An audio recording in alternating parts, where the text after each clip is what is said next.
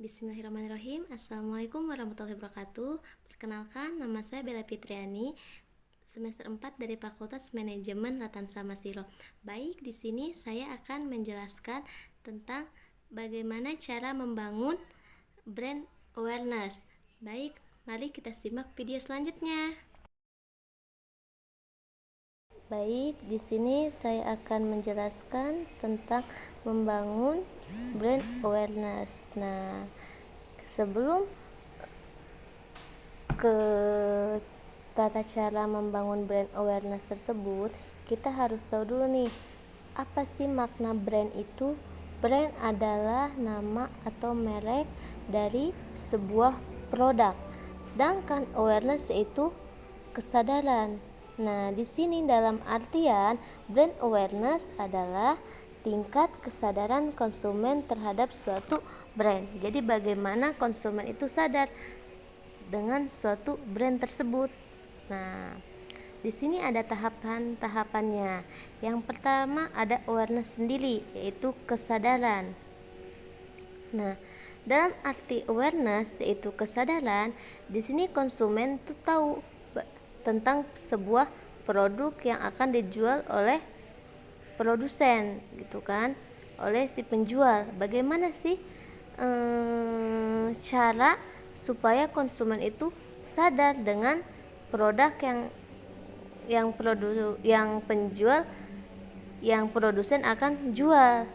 Nah, disinilah ada tahapan-tahapannya, yaitu yang pertama prospecting atau mengembangkan bisnis. Nah, supaya tahu konsumen atau sadar sama produk tersebut itu, yaitu bagaimana nih agar si produsen itu mengembangkan bisnisnya itu sampai sejauh apa. Nah, dengan apa mengembangkan bisnis ini?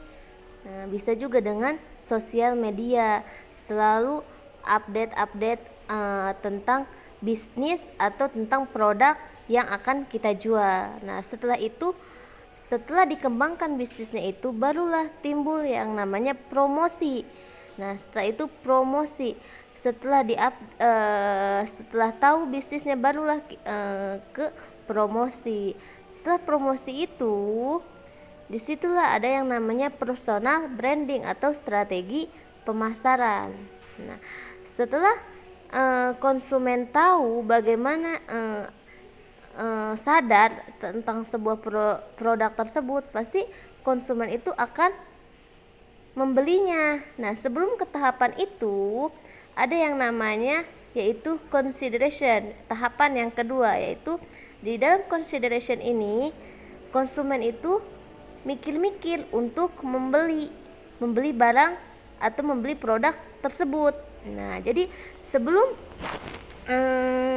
konsumen mau membelinya, pasti konsumen itu akan mikir produk tersebut itu kualitasnya baik atau tidak, gitu kan.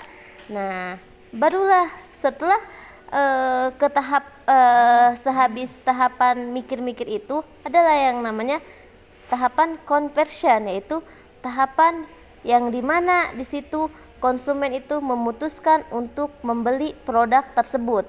Nah, bagaimana sih caranya agar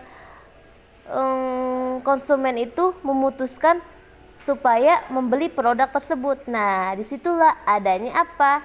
Strategi marketing atau strategi pemasaran, yaitu disitulah dikasih, contohnya itu dikasih diskon gitu. Barulah di situ si konsumen itu memutuskan untuk membeli produk tersebut. Nah, jadi full marketing gitu kan.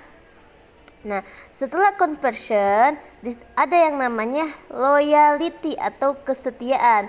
Nah, setelah memutuskan untuk membeli produk tersebut, pastilah di situ dia merasakan kepuasan karena setelah nyoba nih produk tersebut itu ternyata kualitasnya bagus. Nah, disitulah dia yang membeli lagi atau repeat order. Setelah dia puas dengan produk tersebut, pasti dia ingin mencoba kembali atau repeat order. Nah, atau bisa dinamakan itu push marketing, karena dia merasakan kalau kualitas produk tersebut tuh bagus gitu kan.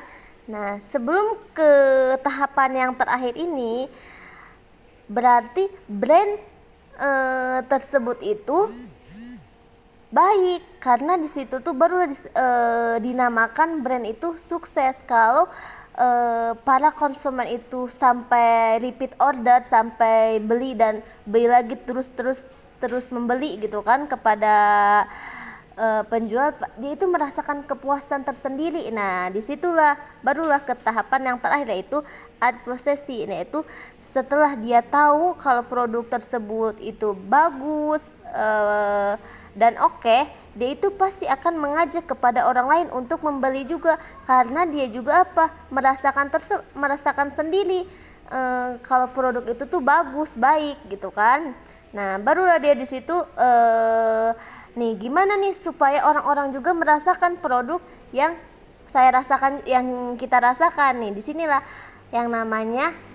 dibuat yang namanya reseller gitu kan, kayak agen resmi lagi gitu kan, supaya yang lainnya juga bisa merasakan produk tersebut. Nah, setelah itu barulah di tahapan yang terakhir, yaitu advokasi. Yaitu mereka itu mengajak orang-orang lain untuk membeli produk kita, karena mereka juga merasakan kepuasan tersendiri dari produk yang kita jual gitu kan.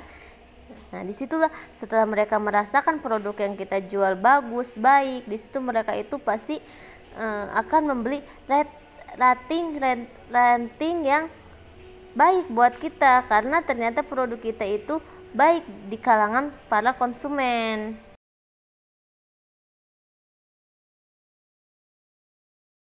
Baik, cukup sekian dari saya.